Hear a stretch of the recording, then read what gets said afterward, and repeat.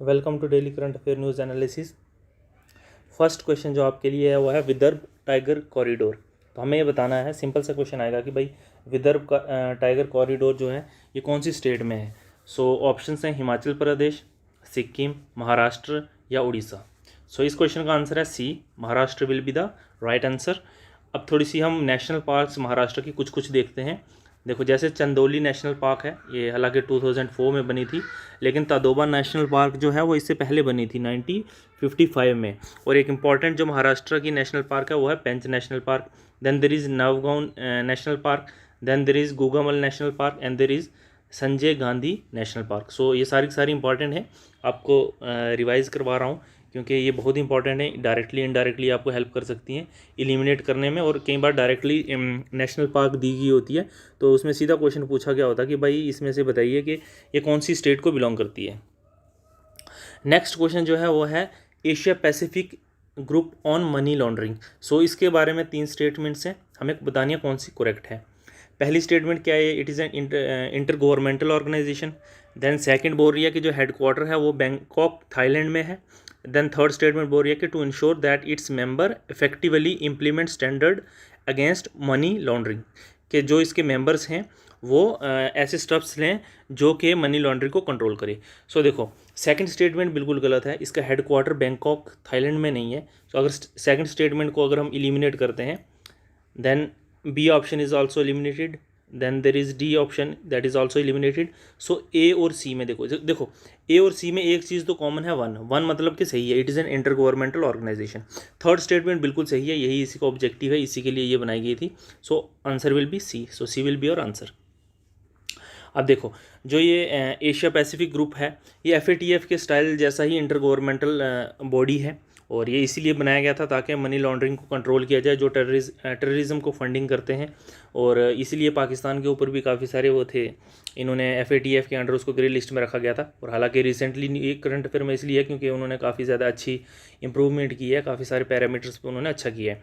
अब ये जो फाउंड कब हुआ था 1997 में बैंकॉक में, तो देखना हेडक्वार्टर या सेक्रेटरीट इसका बैंकॉक और थाईलैंड में नहीं है, बल्कि ये फाउंड की गई थी 1977 में। कहाँ पे? बैंकॉक थाईलैंड में। इसके 41 मेंबर्स हैं, तो इसके मेंबरशिप कितनी है? 41। और ये इसका सेक्रेटरीट या हेडक्वार्टर कह सकते हैं कहाँ पे है? सिडनी, ऑस्ट्रेलिया में। तो ये कुछ इंपॉर्टेंट इन्फॉर्मेशन थी जो आप इसको याद रख सकते हैं। नेक्स्ट क्वेश्चन है नेशनल फाइनेंशियल रिपोर्टिंग अथॉरिटी के बारे में। अब इसकी 2 स्टेटमेंट्स हैं। सबसे पहले बताना कि it is established bye RBI, क्या इसको RBI ने एस्टैब्लिश किया है। सेकंड बोलता है जो नेशनल फाइनेंशियल रिपोर्टिंग अथॉरिटी जो है, क्या ये एक ऐसा प्रोसेस है जो क्रिएट करता है वेरीफाइड और एक्यूरेट डेटाबेस, किसके लिए? कंपनीज और ऑडिटर्स के लिए। तो देखो, सेकंड स्टेटमेंट बिल्कुल सही है, इसीलिए ये है। और फर्स्ट स्टेटमेंट बिल्कुल गलत है, ये इस्टेब्लिश बाय RBI नहीं, गवर्नमेंट ऑफ इंडिया ने किया था। So option B will be your answer, so B is the correct answer. अब ये देखो, कंपनीज एक्ट 2013 के अंदर रजिस्टर्ड है। सो इसका काम यही है कि ऑडिटिंग प्रोफेशन और अकाउंटिंग स्टैंडर्ड्स जो इंडिया के हैं उसको अच्छे से रेगुलेट करना। और ये 2018 अक्टूबर में आई थी, और इसका जो हेडक्वार्टर कह सकते हैं वो कहाँ पे लोकेटेड है? ये दिल्ली बेस्ड लोकेटेड है और establish by government of India. So ये कुछ इंपॉर्टेंट इन्फॉर्मेशन इसकी थी। नेक्स्ट क्वेश्चन सिंपल सा क्वेश्चन है, जो ट्राई है, हमें ये बताना है कि ये क्या है? स्टैट्यूटरी बॉडी है या कॉन्स्टिट्यूशनल बॉडी है या नॉन स्टैट्यूटरी बॉडी है या नन ऑफ दी अबव है। सो देखो, जो ट्राई है telecom regulatory authority of India, it's a statutory body. ये एक स्टैट्यूटरी बॉडी है क्योंकि ये एक्ट के अंडर लाई गई है। थोड़ी सी इन्फॉर्मेशन देखते हैं। सो ए विल बी योर, यहाँ पे ए विल बी योर आंसर। अब देखो, जो ये ट्राई है ये 20 फरवरी 1997 में by the act of parliament आई थी। जो भी एक्ट ऑफ पार्लियामेंट से आती है उसको हम स्टैट्यूटरी बॉडी बोलते हैं। अब इसका काम क्या है? टेलीकॉम सेक्टर को रेगुलेट करना, चाहे वहाँ के टैक्स हो या रिवीजन ऑफ टैरिफ्स हो, ये बहुत ही ज़्यादा उसमें हेल्प करती है सेंट्रल गवर्नमेंट को इन सब को हैंडल करने में। और ये इसलिए बनाई गई थी ताकि हमारे इंडिया में जो ग्रोथ हो जाए टेलीकम्युनिकेशन की, और इस मैनर में हो कि ताकि वो एक लीडिंग रोल ग्लोबली, एक सोसाइटी हमारी जो है वो अच्छे से लीडिंग रोल प्ले करे। तो एक काफ़ी फेयर और ट्रांसपेरेंट पॉलिसी इन्वायरमेंट के लिए है, जो प्रमोट करती है क्या? Level playing field and facilitate fair competition. Next question है समग्र शिक्षा प्रोग्राम। तो इसकी 2 स्टेटमेंट्स हैं। फर्स्ट स्टेटमेंट बोलती है कि भाई इट इज़ एन ओवरआर्किंग प्रोग्राम है जो स्कूल एजुकेशन सेक्टर के लिए है, प्री स्कूल से लेकर क्लास 12 तक। सेकंड स्टेटमेंट बोलती है कि ये एक सेंट्रली स्पॉन्सर्ड स्कीम है जो department of schools and education and literacy ने इसको इम्प्लीमेंट किया है। तो देखो दोनों की दोनों ही स्टेटमेंट यहाँ पे आपकी सही हैं। सो C will be our answer.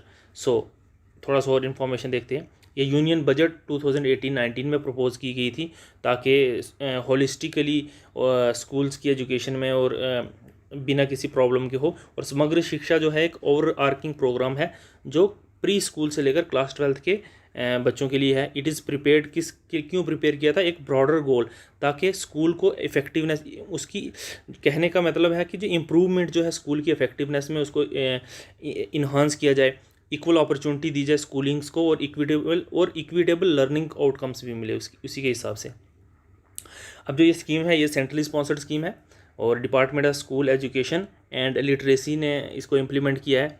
अब इसमें एक चीज़ और याद रखनी है, जो ये सेंट्रली स्पॉन्सर्ड स्कीम है तो इसको देखो 90:10 में जो स्टेट्स हैं उनकी होगी, मतलब कि 90 जो % शेयर्स है वो कौन देगा, सेंटर, और 10% देगा कौन, स्टेट्स। और अगर हम ये किसके लिए है, नॉर्थ ईस्टर्न के लिए, और दो हिमालयन स्टेट कौन कौन सी आ गई, हिमाचल प्रदेश और उत्तराखंड। पहले हिमालयन स्टेट में जम्मू एंड कश्मीर का भी नाम आता था, लेकिन अब इसलिए नहीं आता क्योंकि अब यूटी है और यूटी को सेंट्रल स्पॉन्सर्ड स्कीम्स में 100% जो फंड किया जाता है वो सेंटर का किया जाता है। इसलिए हिमालयन स्टेट में अब ये यूटी जो हमारी है जम्मू एंड कश्मीर, इसको हटा दिया और लद्दाख को भी इसमें से हटा दिया।